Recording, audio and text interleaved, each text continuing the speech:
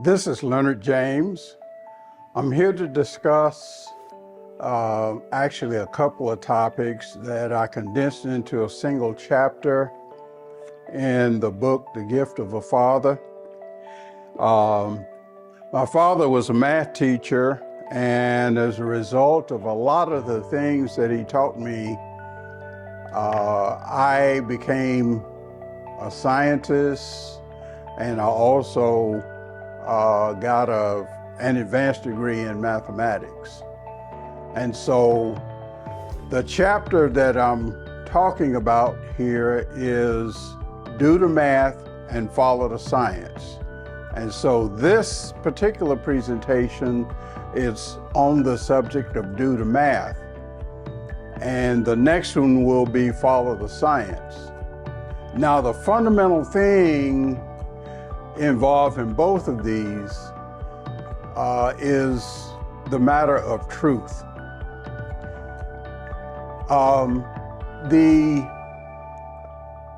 The hard thing about both of these subjects, math and the science, is that people assume that you can exclude God by doing mathematics and science, that truth gets lost in the processes.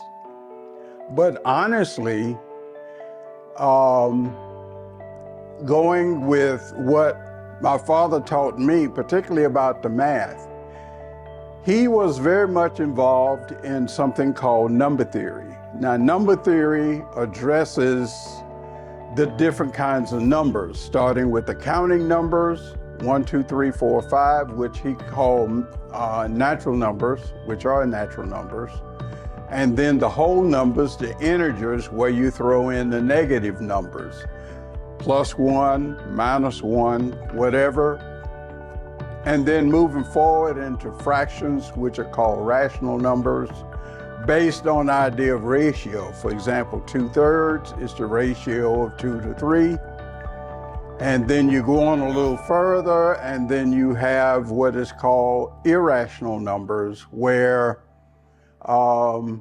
you have ratios of things that are not whole numbers, and they're called real numbers. And then we get really bizarre with something called complex numbers. Now, the main thing is that this goes into a lot of things in everyday life. And people say, well, I don't need to worry about math because I never use it. That's the problem that a lot of people make in school. So, well, I'll never use this. But math is involved in a lot of things, like budgeting your money. You get a loan, you want to get a mortgage on your house, it has an interest rate. How do you calculate the interest?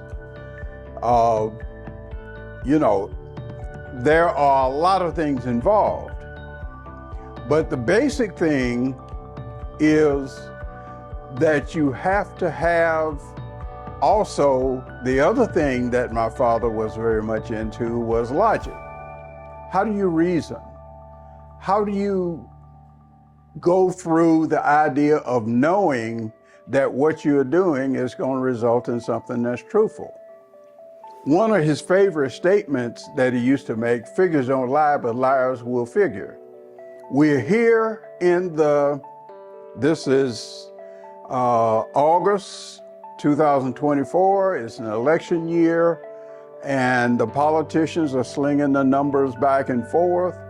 And just today, this morning, there was some numbers released from the Department of Labor that said they overestimated the number of jobs created in the U.S. economy by over 800,000.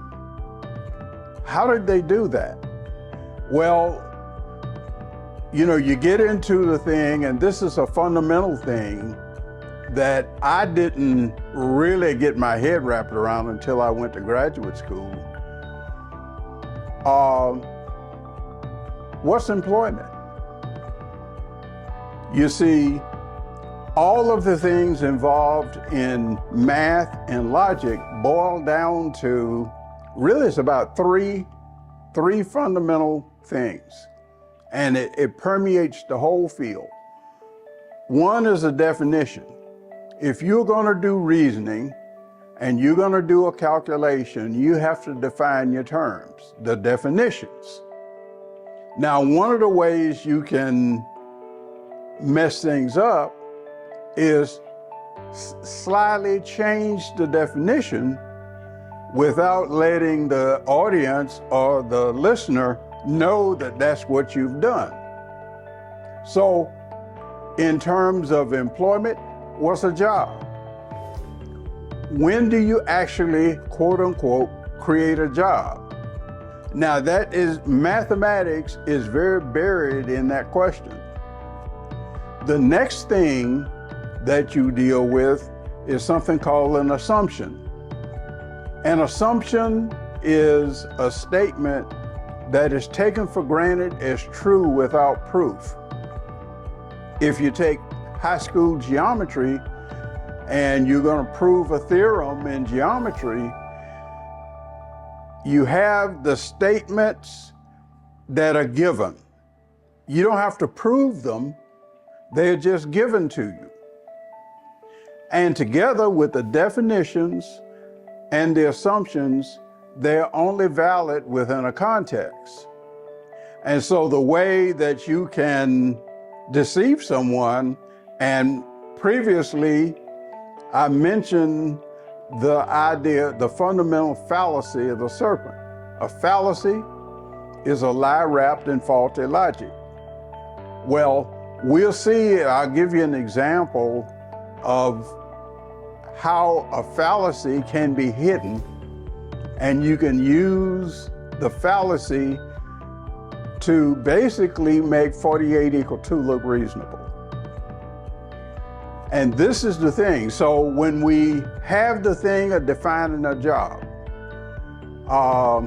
and employment, and somehow they got the numbers wrong, and it seems that that's a regular occurrence, except this time it was really big and it continued for quite a bit of time, and it's going to be an embarrassment for somebody, you know, to say, okay, we told you we had a certain number of jobs, but well, we messed up. It's you know, we missed the count and we overestimated by 800,000. And so this is one of the problems. And if we as people, when we are young and learning, if we get a good, solid foundation in basic mathematics, you don't have to get a master's degree, but just the basics, and understand the basics of logic, then it's a lot more difficult to deceive you.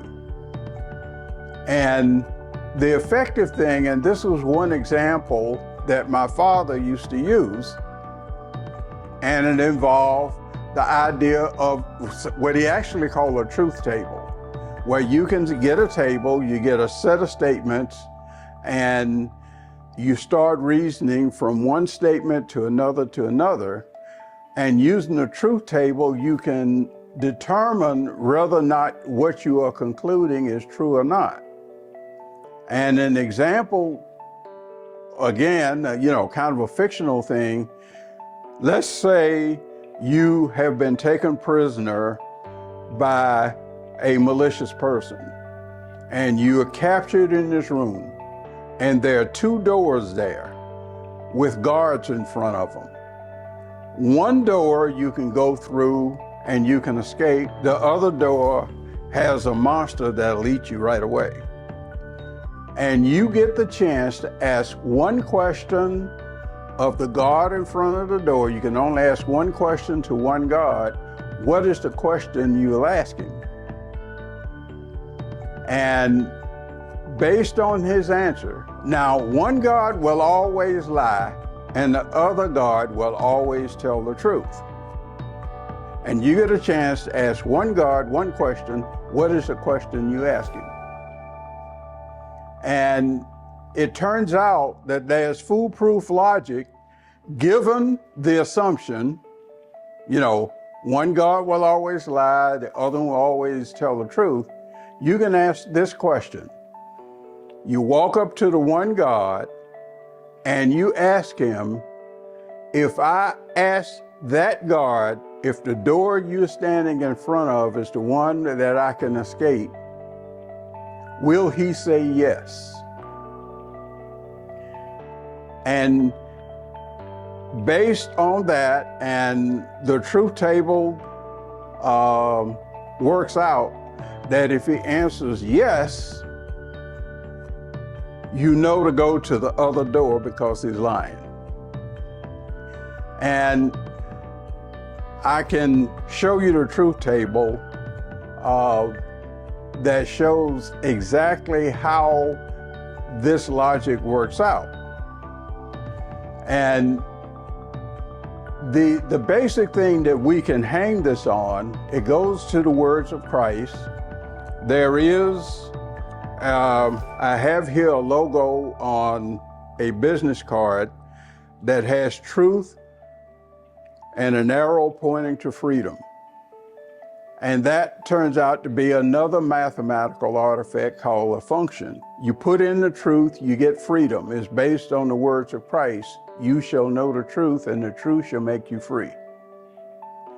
And so with this in mind, there is a way, as you go through and you learn it, you can improve your ability to go through and to assess the truth or the falsity of many situations just by understanding the pure math of it.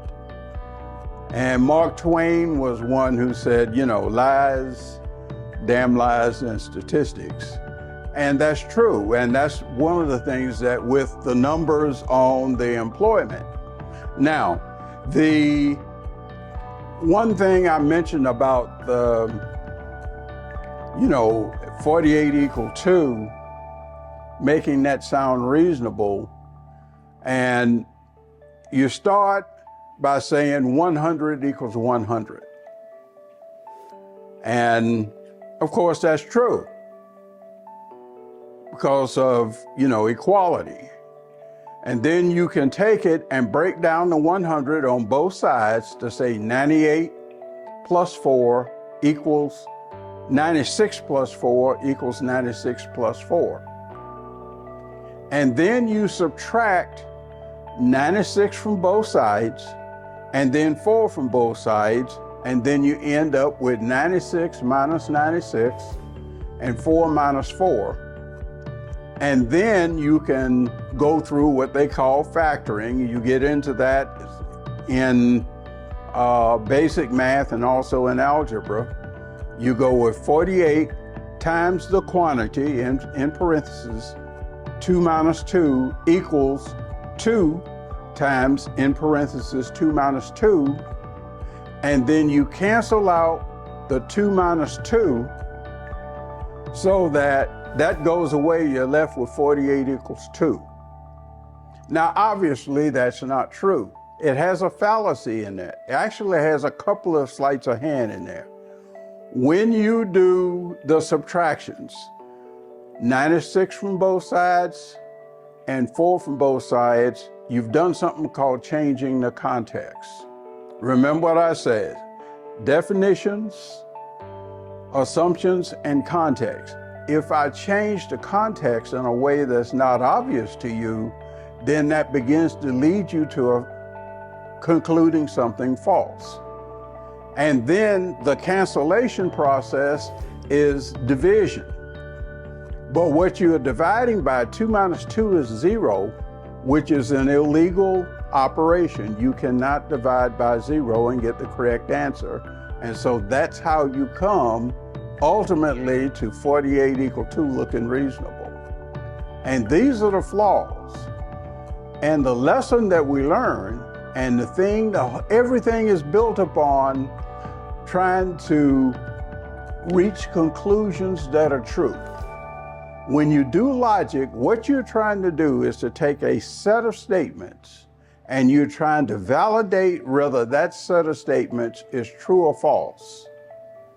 And the whole field of logic, and where does that get applied? Well, it's applied a lot in the legal field, and you can't do serious math. I have a master's in math, and you can't get it right. And I'm also a scientist, and you can't come to valid conclusions unless you're very rigorous about making sure that your definitions are sound and are maintained consistently throughout, and that your assumptions are true assumptions, that they are indeed true, because you can assume things that are false. And then they create a context. I can change the context real easily. For example, when I was doing tech support for IBM, we had a term called a process. Now, you can define a process as a sequence of steps to achieve an end, to get a task done. But also, a process is in computer memory, a process is an executing instance of a program in memory.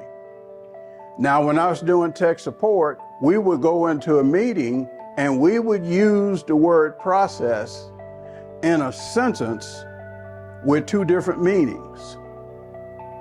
And unless you were plugged in and understood when the context of the word process changed, you just walk in and you don't have that background, you'll be thoroughly confused. And so such is the way things go. Another example here, and it's an application in the area of economics. You apply mathematics to economics. There's a term called a recession. When does the economy go into a recession? I mean, for most of my life, a recession was defined as 2 successive quarters or 3-month periods of declining economic activity. Now, we have had the situation where we had 2 successive quarters of declining economic activity, but for political reasons, we did not call it a recession. And so this is an example of how common it is that the sleight of hand is being used throughout our culture to deceive. And it's important for us to remember truth leads to freedom. If you believe in lies, that makes you a slave. It does not lead to freedom. And all the way from the Garden of Eden, when Satan told Eve that she could eat from the tree of the knowledge of good and evil and she wouldn't die, he lied, but he covered it up because he used the idea of human intelligence as a guise to say that we're smart enough to figure everything out. No, we're not. We need to contact God and to get his revelation, no matter how smart we are. Otherwise, we're going to be in trouble. We're going to do things that's going to dig us into a hole, very often a hole that we can't get out of, or even to the point that we'll do things that will cost us our lives. And so mathematics has a lot of applications, and it's important even from the very earliest days of our education to really learn just the basics. We don't have to get enough to get, as I do, an advanced degree. in mathematics in order to find useful applications, just to do a simple thing such as balancing our checkbook. And so with this in mind, I want to encourage, those who are observing this presentation to really endeavor just to learn the basics. Otherwise, you can be led to believe 48 equal 2, and then act on that, and then have a resulting problem that you can't fix. And so with that in mind, just remember, truth leads to freedom. It's the foundation that God puts for us. And as Christ said, you shall know the truth, and the truth shall make you free.